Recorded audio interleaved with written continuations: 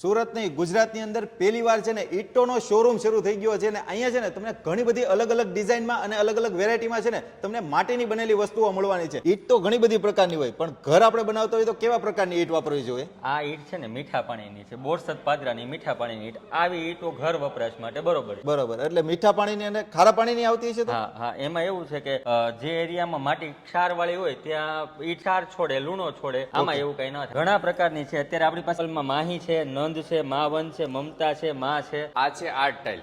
Okay, આ તમારે છે ને લિવિંગ રૂમમાં યુઝ કરવી હોય તો થાય, ઓફિસ એરિયામાં બોસ ચેરની પાછળ યુઝ કરવી હોય તો થાય, બેડરૂમમાં તમારે યુઝ કરવી હોય તો થાય. આ 6x6 ની સાઈઝ આવે અને માટીની ટોટલ પ્રોડક્ટ આવે. આપણી પાસે ટેરાકોટામાં બહુ બધી વેરાયટી છે. આ સાઈડ છે તો બ્રિજ બ્લોક છે, એ 2 સાઈડ ફિનિશિંગ રહેશે અને આ 8x8 ની ટેરાકોટા જાળીની પ્રોડક્ટ આવશે. જે તમારે ફાર્મ હાઉસમાં, તમારા બંગલાના આઉટર એલિવેશનમાં પાર્ટેશન વોલ તમારે કરવી હોય કિચન ને બેડરૂમની વચ્ચે, એમાં બી કરી શકો. આ કેવિટી હોલો બ્રિક કહેવાય ને.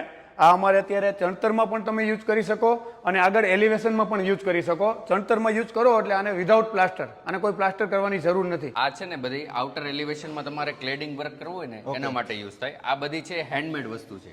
આના બધાના ફિગર અલગ અલગ આવશે, કલર ટોન નેચરલ આવશે, તો તમારે લગાવવાથી એકદમ એનો નેચરલ લુક આવશે ક્લેડિંગ બ્રિક નો. આ બધી છે મશીન મોલ્ડ બ્રિક, બરાબર. આનું વાયર કટ ફિનિશિંગ આવશે અને આને ફૂલ પ્રેસ થી બનાવેલા. એ સિવાય તમને અહીંયા છે ને બીજી ઘણી બધી વસ્તુઓ મળવાની છે. 500 થી પણ વધારે તમને વેરાયટી તમને અહીંયા માટીની બનેલી જોવા મળવાની છે. જો તમારે પણ તમારા ઘર માટે કંઈક અલગ જ અને ફિનિશિંગ માટે તમારે કંઈક વસ્તુ લેવી હોય ને તો આ જગ્યાની વિઝિટ કરી લેજો. રીલ્સમાં એડ્રેસ અને નંબર આપેલું છે.